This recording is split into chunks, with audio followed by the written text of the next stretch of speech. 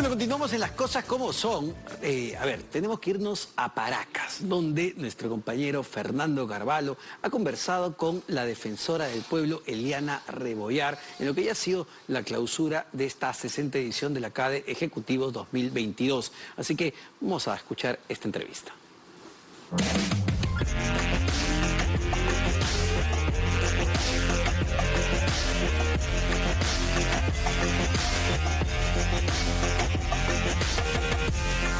Esta secuencia llega gracias a los emprendedores son la verdadera fuerza que mueve al país y Mi Banco los reconoce como imparables. Mi Banco, el mañana es de todos. Y Arca Continental Lindley y Coca-Cola Perú, en acción por el desarrollo del país.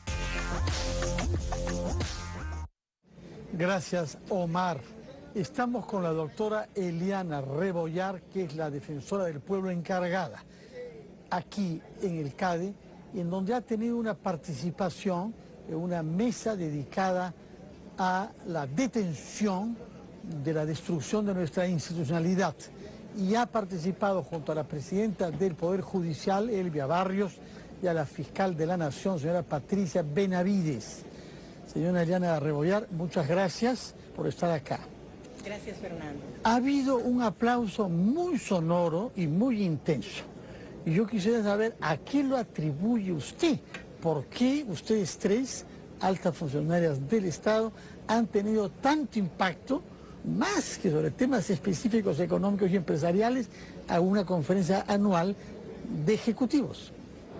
Bueno, yo creo que tiene que ver con que somos tres mujeres empoderadas en los cargos que tenemos, con enormes responsabilidades, y que hemos dado cumplimiento a nuestra palabra y hemos estado presentes. Recordemos que estaba invitado el presidente de la República, el presidente del Congreso, y ellos no han estado acá. Y obviamente cada quien ha dado cuenta de lo que le corresponde desarrollar desde su institución, pero también la perspectiva institucional para salir de la crisis. En el caso concreto de la Defensoría del Pueblo que usted dirige, ¿cómo definiría lo que está pasando con nuestra institucionalidad y cuán grave es el daño que la destrucción de nuestra institucionalidad puede generar para la vida privada y para la economía?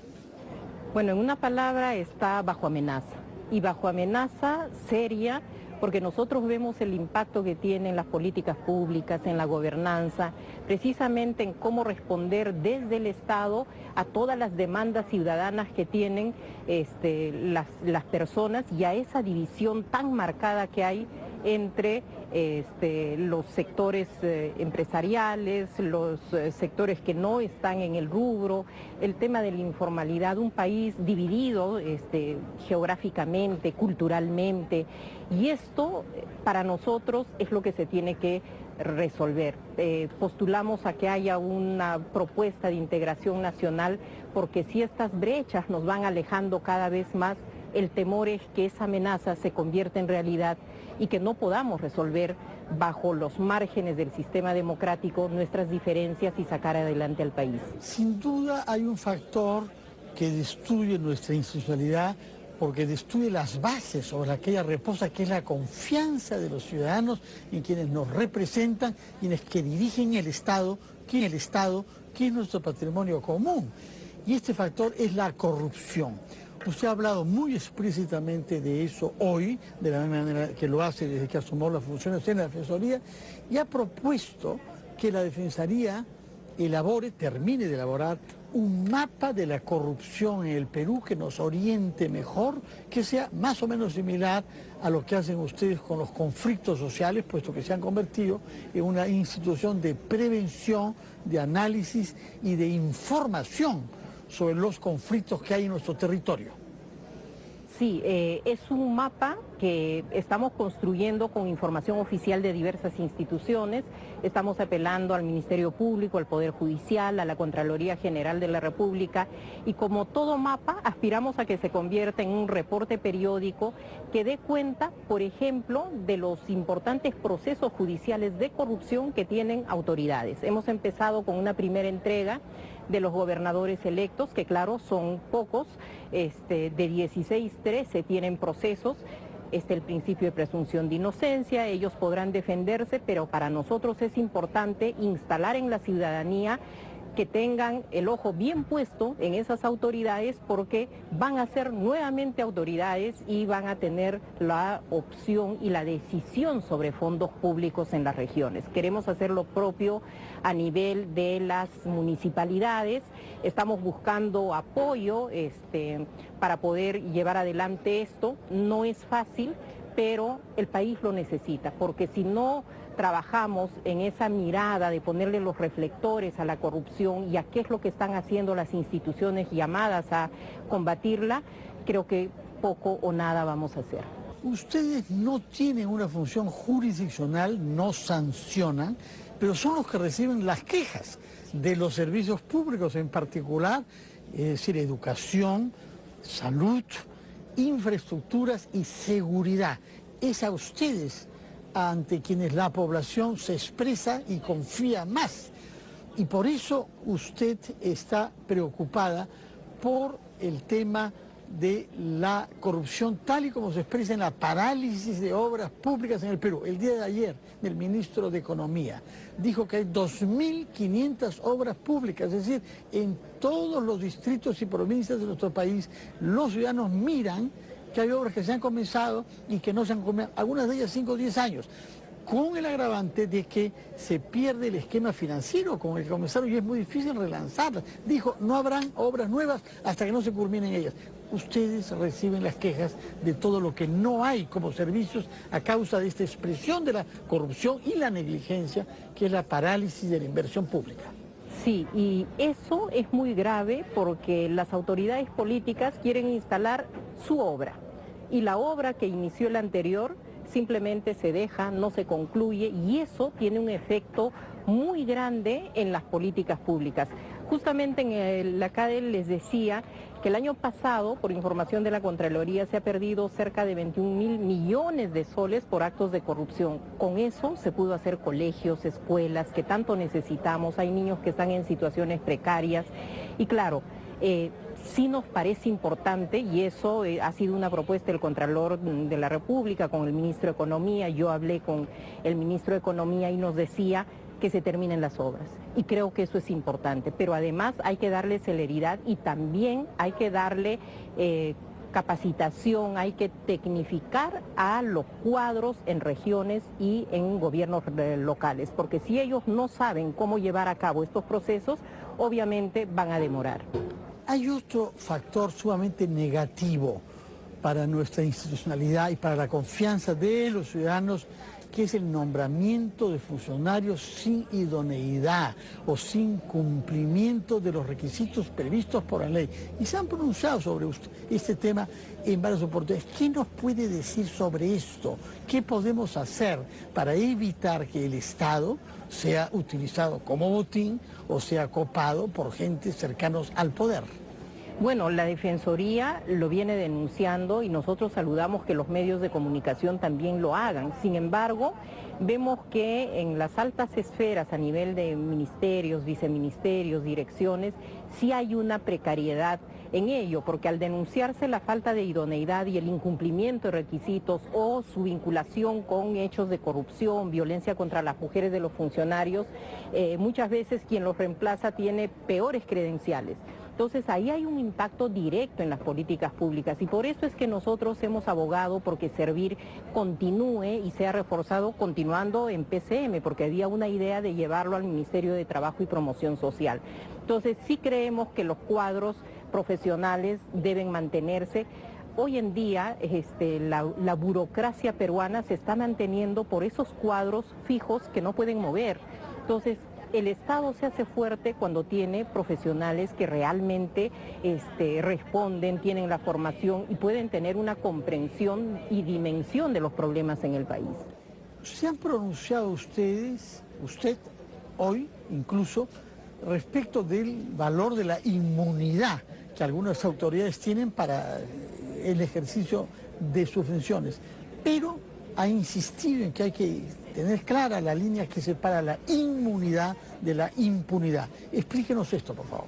Sí, la inmunidad es una figura de protección a las altas autoridades, entre ellas el presidente de la República, quien la tiene más reforzada precisamente por el artículo 117 de la Constitución, que es el que está en cuestión para poder llevar adelante la denuncia constitucional que ha presentado la fiscal de la Nación.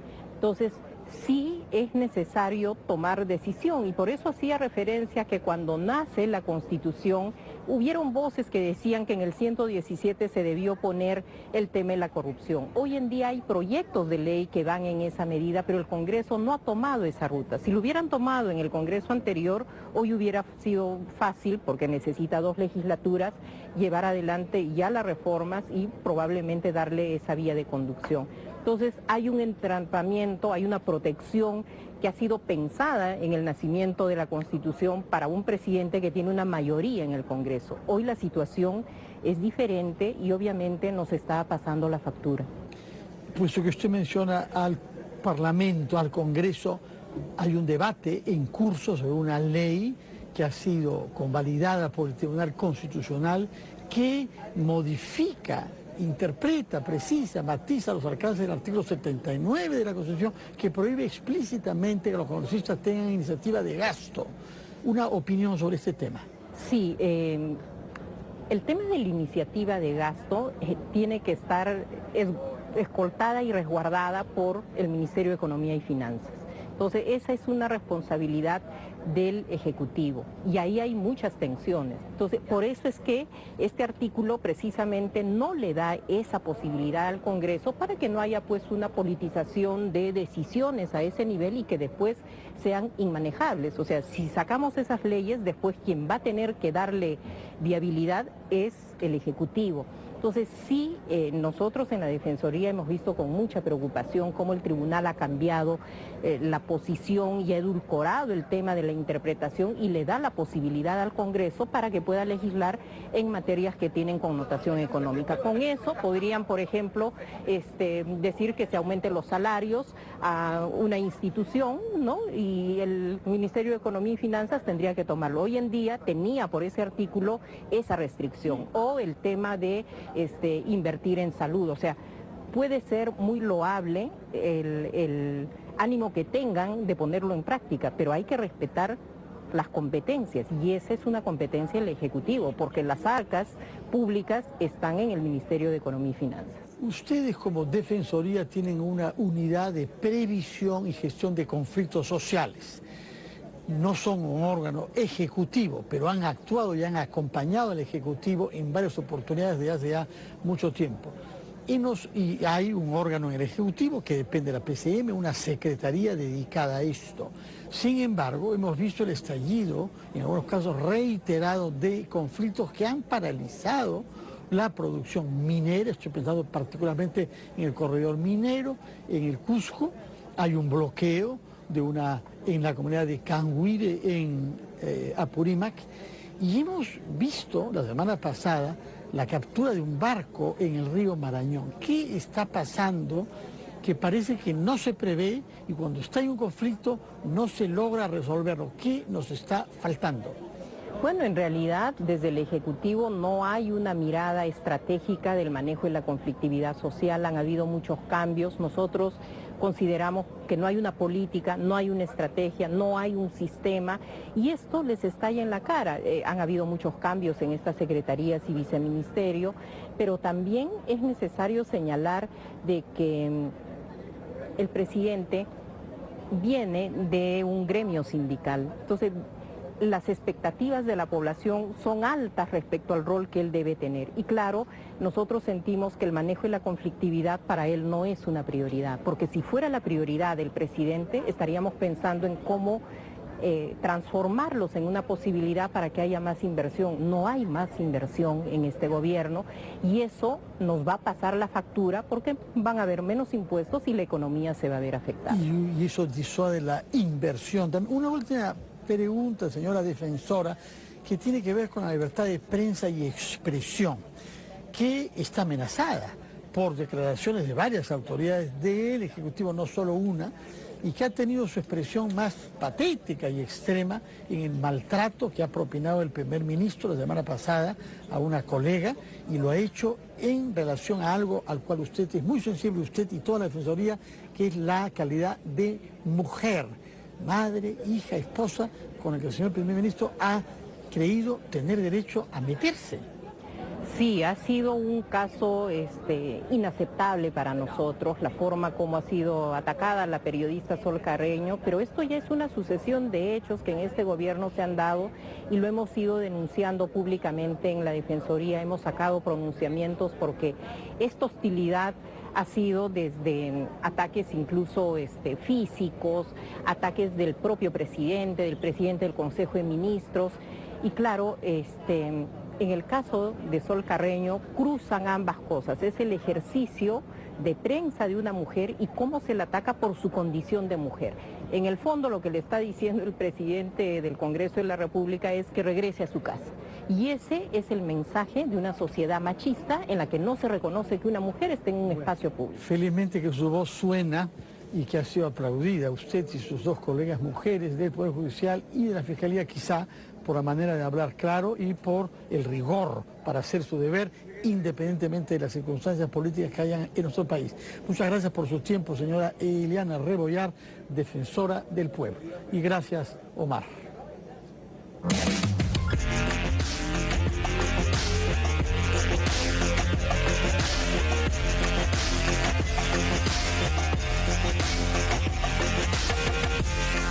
Esta secuencia llegó gracias a los emprendedores son la verdadera fuerza que mueve al país y Mi Banco los reconoce como imparables. Mi Banco, el mañana es de todos. Y Arca Continental Lindley y Coca-Cola Perú, en acción por el desarrollo del país. Perfecto, muchísimas gracias Fernando. Hemos llegado al final de Las Cosas Como Son, pero usted no se despegue de la programación de RPP Televisión porque ya está Valerie Vázquez de Velasco.